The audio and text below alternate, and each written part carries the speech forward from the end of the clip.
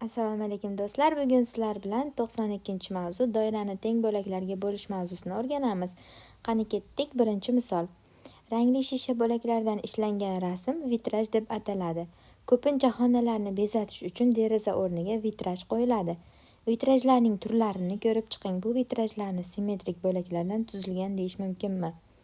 Hop, birinchi vitrajimiz ko'radigan bo'lsak, mana bu naqsh ekan. Buni simmetrik deyish mumkinmi? Ha, deyish mumkin. Masalan, mana bu bitta doiradan yasalgan desak, bunisi ikkinchi doiradan, bunisi uchinchi doiradan, bunisi to'rtinchi doiradan.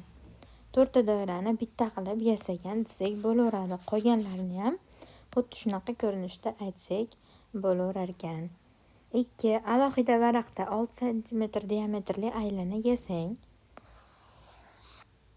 Mana va uni qirqib oling. Bu shakl doira deyiladimi? Xo'p, mana o'zi tayyor chizib qo'yibdi. Bu shaklni doira deyish mumkin. Shaklni o'rtasidan ikkiga buklang. Mana ikkinchi rasm ikkiga buklanyapti. U necha bo'lakka bo'lindi? Bitta aylanani o'rtasidan buklasak, bitta ikkita, demak ikki qismga bo'linibdi. Keyin uni yana ikkiga buklang. Yana ikkiga buklasam mana bunday bo'lib qoladimi? Demak, endi 1, 2, 3, 4 bo'lakka bo'lindi. Endi nechta bo'lak hosil bo'ldi? 4 ta bo'lak hosil bo'lar ekan. Uchinchisi, daftaringizda doira yasang, gorizontal bo'yicha diametr o'tkazing. Hop, tasavvur qilaylik, mana doira gorizontal bo'yicha diametr o'tkazdim. Doira necha bo'lakka bo'lindi? 2 bo'lakka bo'lindi. A shartida. Hop, endi vertikal bo'yicha diametr o'tkazing. Mana doira chizyapman. Vertikal bo'yicha o'tkazyapman. Endi doira necha bo'lakka bo'lindi? Vertikaliga o'tkazsak ham yana ikkita. Agar mana shu gorizontal o'tkazganimiz ustidan vertikal o'tkazsak, demak doiramiz 1, 2, 3, 4 ta qismga bo'linib qolar ekan. D shartda sektorlardan birini bo'yang. Mana, hop.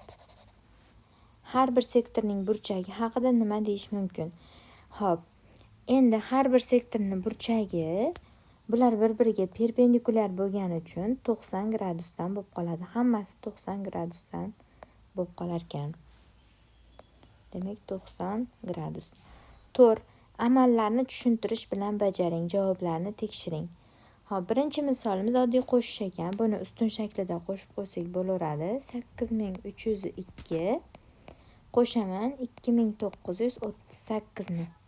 10, 4, 12, 10, 11. Javob 11240 ga teng chiqadi. Xo'p, ikkinchi misolimiz ayrish ekan. Buni ham ustun shaklida bajarib ko'ramiz. 7305 ayrimiz 2879 ni. Natija 6, 2, 4, 4. Javob 4426 ga teng chiqadi. Hop, keyingisi 895 ni 56 ga ko'paytirishimiz kerak. Buni ham ustun shaklida ko'paytirishga harakat qilamiz. 895 ko'paytirilgan 56. Dastlab 6 ga ko'paytirsam 30, 54, 57, 5 yotta 48, 53 ga teng bo'lar ekan. Hop, endi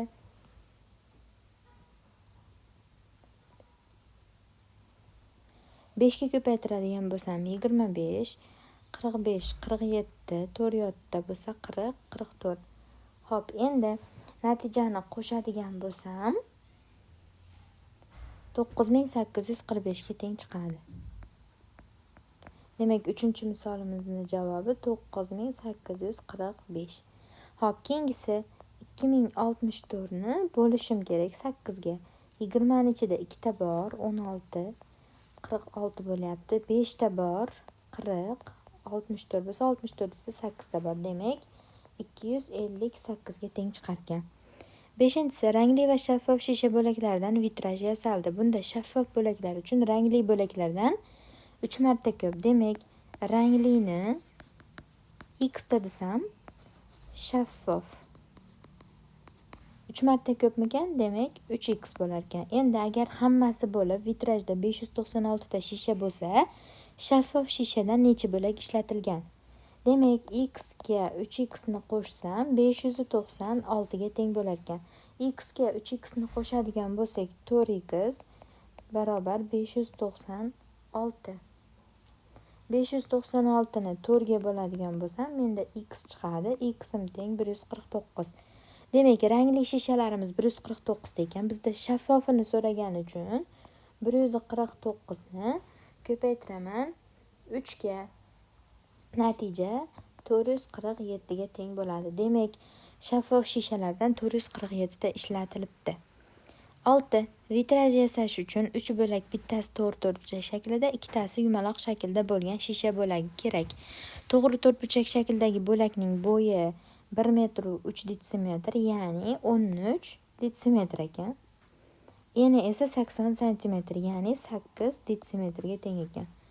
Agar har bir yumaloq shishaning yuzi to'g'ri to'rtburchak shishaning yuzidan 2 marta kichik bo'lsa, avval to'g'ri to'rtburchakning yuzini topadigan bo'lsam, 13 ni 8 ga ko'paytiraman.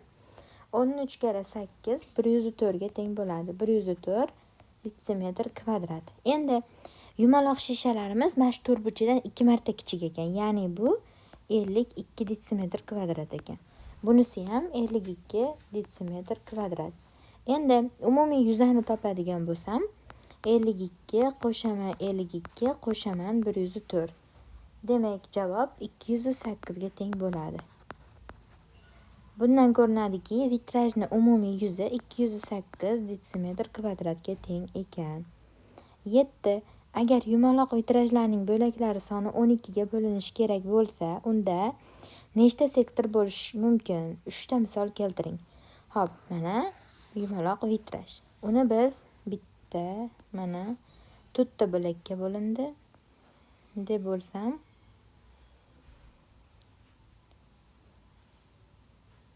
hop.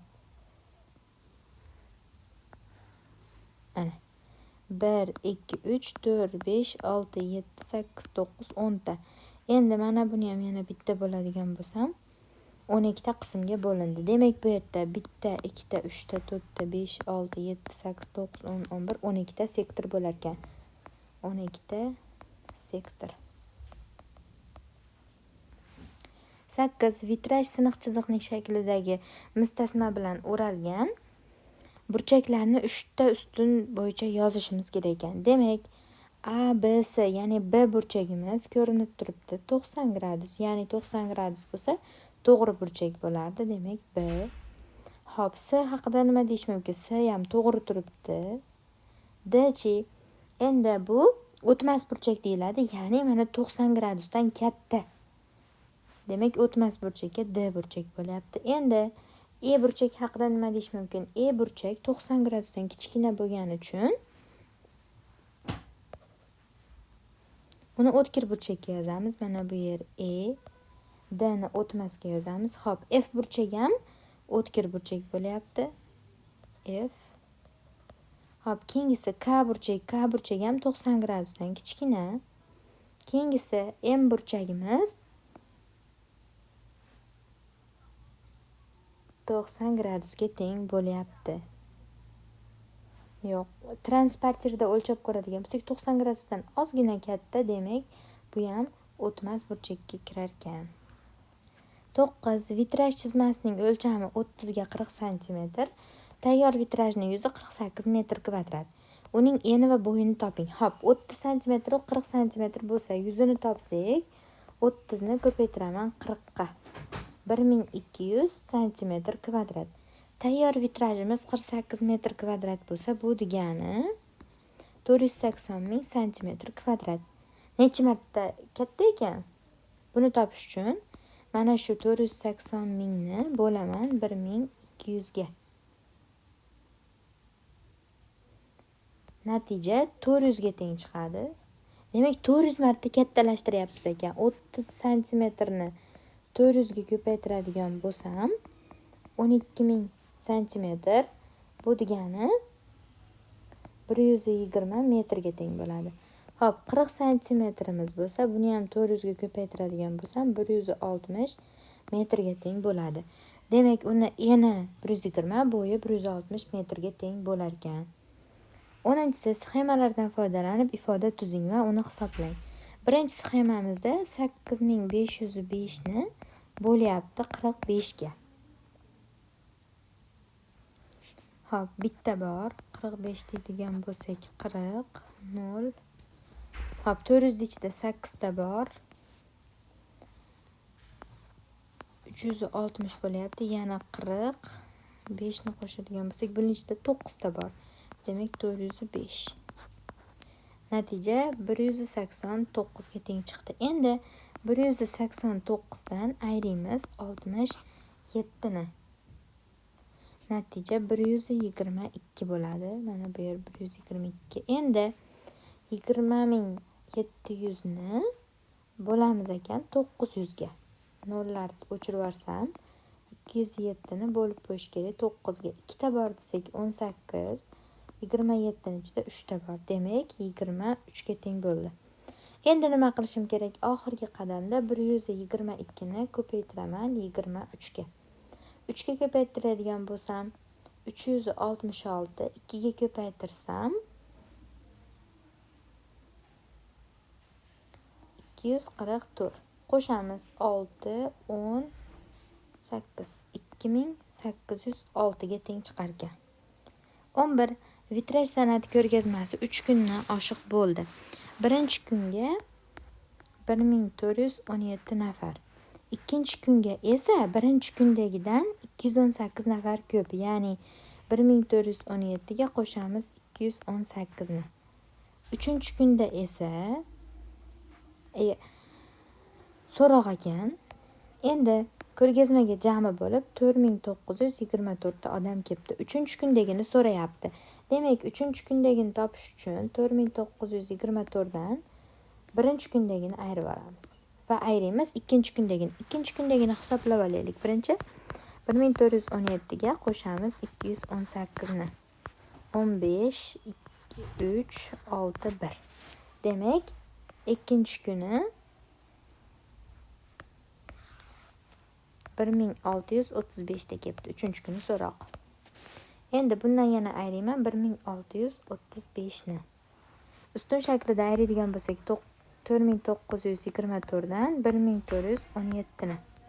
7 0 5 3 3507. Bundan 1635 ni ayraydigan bo'lsak 2 7 8 1. Demak, 3-kuni 1872 nafar odam kelibdi.